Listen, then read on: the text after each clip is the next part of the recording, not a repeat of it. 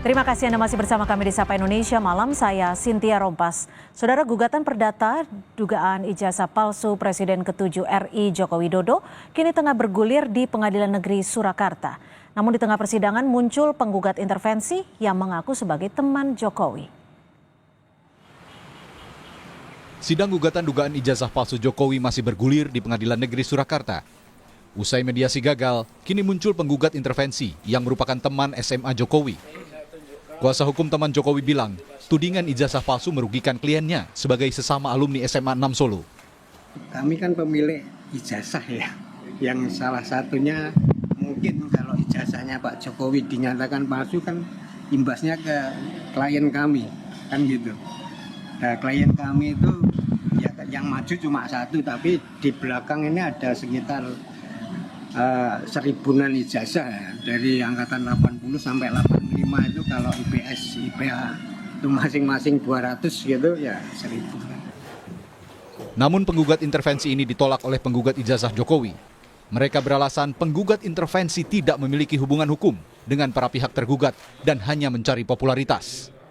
Saya lebih mengatakan ini mereka main seksi-seksian, perkara ini kan seksi, siapapun yang terlibat akan diliput media. Saya lebih melihat bahwa ini faktor seksi-seksian, mereka ingin juga populer. Tapi 3 alasan utama bahwa mereka punya hubungan hukum, mereka ingin menegakkan satu hak, mereka dirugikan, itu tidak tercermin di dalam jawaban-jawabannya. Dan juga misalkan menjawab, kita ini kan 8 lembar, mereka cuma menjawab akan ada yang selembar, ada yang 2 lembar, bahkan yang 2 lembar pun ada yang tidak di copy, jadi menandakan mereka tidak siap.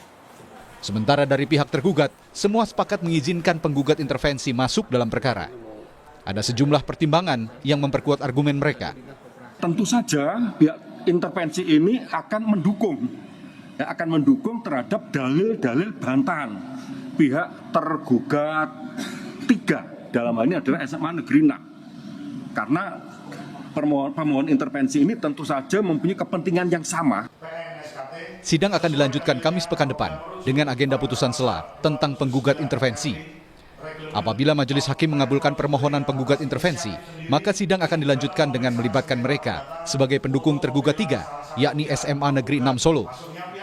Widi Nugroho, Kompas TV, Solo, Jawa Tengah.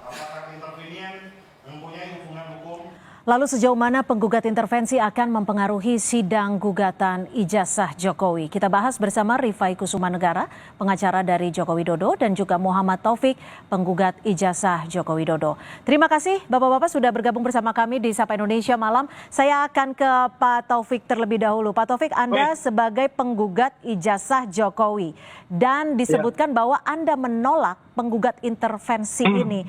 Dasar penolakan Anda apa? Ini satu pertanyaan menarik. Ada 3 alasan sebagaimana yang disebut di pasal 279 ya, Rehlemen dan sama dengan pasal 281 ya. Di situ disebutkan ada 3 syarat utama. 1, harus memiliki hubungan hukum. Yang kedua, ada hak yang harus dipertahankan. Dan yang ketiga, penggugat intervensi ini harus memiliki kerugian. Jadi dari gugatan saya ini, adakah hukum antara teman-teman Pak Jokowi dengan gugatan kami? Yang kedua, adakah hak yang harus dipertahankan oleh mereka? Dan yang ketiga, apakah mereka dirugikan? Perlu diketahui ya Mbak ya, bahwa gugatan perdata ini kan masuknya, kenapa disebut perdata ini kan masuknya private ya. Private itu berarti pribadi. Kalau pribadi kan kita tidak menggugat seluruh alumni SMA 6 atau seluruh alumni SMPB. Kenapa? Karena yang kita pertanyakan itu hanya kejelasan tentang ijazah Pak Jokowi, karena ada dualisme pemahaman. Yang pertama yang kami tahu itu SMPB, di sisi lain teman-teman mengatakan bahwa Pak Jokowi lulusan SMA 6, sementara yang kami tahu SMA 6 itu baru ada tahun 86. Begitu. Mbak, saya ke Pak Rifai. Pak Rifai, ini kan teman-teman Pak Jokowi dari SMA N6 ini yang sebelumnya ada, bukan namanya SMA 6 ya, meminta izin kepada Pak Jokowi untuk mengajukan gugatan intervensi. Pak Jokowi mengizinkan. Apa legal standingnya Pak Jokowi mengizinkan? Oke, Pertama saya perlu disclaimer dulu nih Mbak Cynthia. Ya. Saya sekalipun memang saya kuasa Pak Jokowi, tapi memang saya tidak ditugaskan untuk menangani untuk gugatan yang di PN Solo. Jadi mungkin yang saya hanya bisa kasih gambaran lebih kepada kajian intervensi dalam keperdataan secara umum ya. Oke. Mengenai kasus-kasus sendiri ini harusnya yang lebih menjelaskan adalah Bang Irfan yang sedang menangani di sana begitu. Nah, tapi mungkin lebih kurang begini. Di dalam hukum acara perdata sendiri memang dikenal ada 3 bentuk intervensi. Ya, ada yang disebut fogging, Tussenkoms, atau roving infrawaring. Jadi memang diberikan kemungkinan orang masuk dengan 3 cara ya. Perbedaannya kalau fogging itu dia masuk atas inisiatif sendiri, tapi membela salah satu pihak. Kalau Tussenkoms dia masuk atas inisiatif sendiri, tapi dia tidak memihak, ya independen. Nah, yang 3 roving infrawaring dia ditarik oleh salah satu pihak dan untuk ikut menanggung secara bersama-sama. Jadi dari 3 ini sebenarnya memang ya terbuka kemungkinan pihak ketiga masuk ya. Nah, nanti tinggal dia membuktikan sejauh mana kerugiannya, lalu hubungan hukumnya gitu ya. Termasuk dia di dalam klaster yang mana di antara ketiga Kalau ini. teman-teman SMA Pak Jokowi ini, menurut perspektif hukum Anda, mengalami kerugian tidak? Ya mungkin karena mereka merasa ijazahnya itu sama persis, satu angkatan dikeluarkan bersama-sama, sehingga mereka merasa kalau sampai Pak Jokowi dinyatakan palsu, maka mereka semua juga merasa akan terkena dampaknya sebagai pemegang ijazah palsu. Kedua juga mungkin mereka bisa menjelaskan situasi yang terjadi pada saat mereka bersekolah sejak awalnya masih berbentuk SPP sampai dengan SMA 6. Paling tidak untuk membantu majelis mengangkat fakta-fakta dari versi penggugat intervensi ya. Sekalipun juga sebenarnya bisa juga para alumni itu masuk melalui saksinya Pak Jokowi, bisa juga. Jadi ya kembali lagi ini pilihan-pilihan dan masing-masing pihak juga sudah memberikan pandangan ya, dari penggugat menolak, dari para tergugat menerima. Nanti kata akhirnya hakim lah yang memutuskan apakah boleh masuk atau dirasa tidak perlu. Oke, kalau Pak Taufik melihatnya apakah gugatan intervensi ini dari teman-teman SMA Pak Jokowi akan diterima oleh PN Surakarta? Ya, tadi secara teori itu sudah disampaikan rekan kami, Saudara Rifai, dan saya ingin katakan ada 3 alasan utama ya. Yang pertama yang harus dimiliki itu adakah hubungan hukum, kemudian adakah kepentingan hukum yang harus dipertahankan, dan yang ketiga adakah potensi kerugian. Seperti tadi saya bilang bahwa ini gugatan perdata ruangnya ruang privat. Jadi menurut saya kami juga tidak menyebutkan di dalam deskripsi ya itu bahwa ini akan membatalkan seluruh ijazah yang pada tahun 80 bersama Pak Jokowi, sama sekali nggak ada. Jadi menurut Tapi kan saya, menurut Pak Rifai adalah alma maternya yang dianggap merugikan teman-teman Pak Jokowi juga. Iya, jadi begini, alma mater itu kan sebuah entitas ya, badan hukum. Nah, sementara teman-teman Pak Jokowi, seberapapun banyaknya Mbak, itu mereka pribadi-pribadi. Jadi mereka tidak terkait langsung dengan kepentingan ini. Nah, sementara kalau kita mendasarkan pasal 27 res elemen itu, sampai dengan pasal 281 itu harus ada 3 syarat tadi. Ada syarat hubungan hukum, ada syarat kepentingan hukum yang dipertahankan, dan yang ketiga kerugian. Nah, nggak ada karena kita tidak meragukan dan tidak menyoal ijazah-ijazah teman-teman Pak Jokowi begitu. Jadi sesuatu yang sudah jelas tidak kami soal. Begitu Mbak pertimbangan kami. Makanya kami optimis ini akan ditolak karena kalau ini dikabulkan aneh ya. Aneh karena kami mengajukan lebih dulu di Jogja begitu Mbak. Gimana Pak Rifai? Ada kemungkinan ditolakkah atau justru ada kemungkinan diterima oleh PN Surakarta menurut Anda? Ya kembali lagi sebenarnya nanti majelis hakim yang akan memutuskan setelah mendengar argumentasi kedua belah pihak ya. Termasuk juga majelis akan melihat untuk kepentingan pemeriksaan yang sedang dijalani ya. Karena mungkin saja dengan masuknya pihak ketiga, majelis bisa juga merasa terbantu untuk mendengar satu perspektif fakta dari pihak lain gitu ya.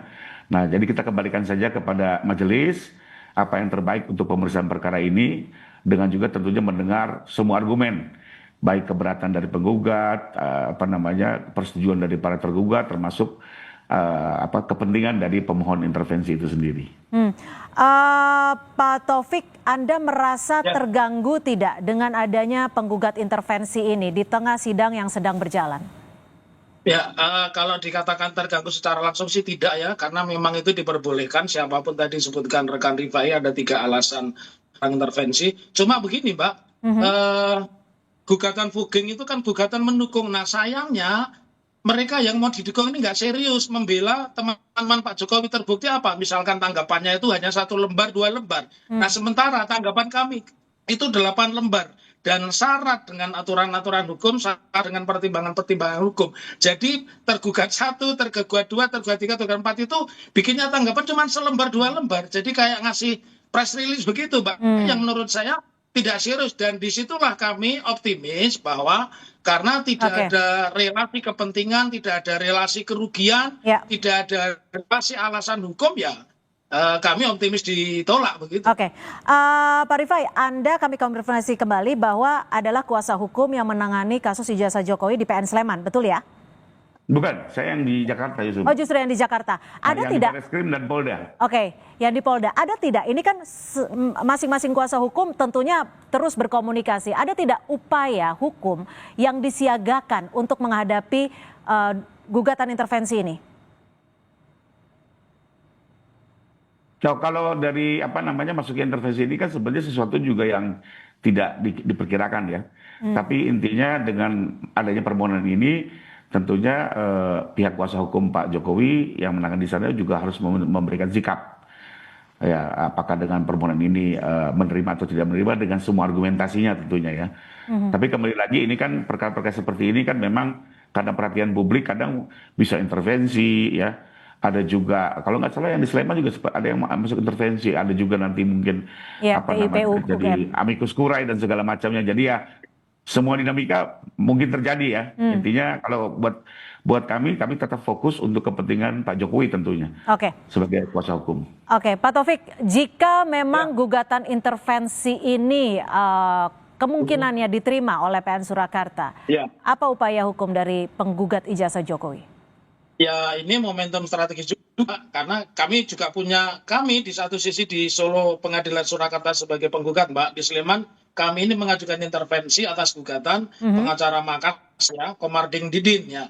Tentunya kami sudah mengajukan lebih dulu. Kalau ini dikabulkan ya kami juga optimis intervensi kami di Pengadilan Sleman dikabulkan. Itu saja. Kalau ditanya strategi, saya akan sampai kalau kemarin dijadwalkan hakim itu sampai pada putusan 12 Agustus. Nah, saya optimis ya, mudah-mudahan tidak sampai eksepsi. Kalau eksepsi dikabulkan kan tidak pernah ada pembuktian tentang ijazah Pak Jokowi. Nah, saya juga sampaikan pada rekan-rekan termasuk rekan kami Bang Rifai Kusuma Negara. Pengadilan ini kan tempat yang paling terhormat, tempat paling akademis untuk membuktikan seseorang ini guilty or not guilty, dinyatakan bersalah atau tidak bersalah, sah atau tidak sah. Begitu Mbak, itu optimisme kami. Baik, terima kasih Pak Muhammad Taufik, penggugat dari ijazah Jokowi, dan juga terima kasih Pak Rifai Kusuma Negara, pengacara dari Joko Widodo. Terima kasih, selamat malam. Saudara, informasi lainnya masih akan kami hadirkan selepas jeda. Tetap bersama kami di Sapa Indonesia Malam.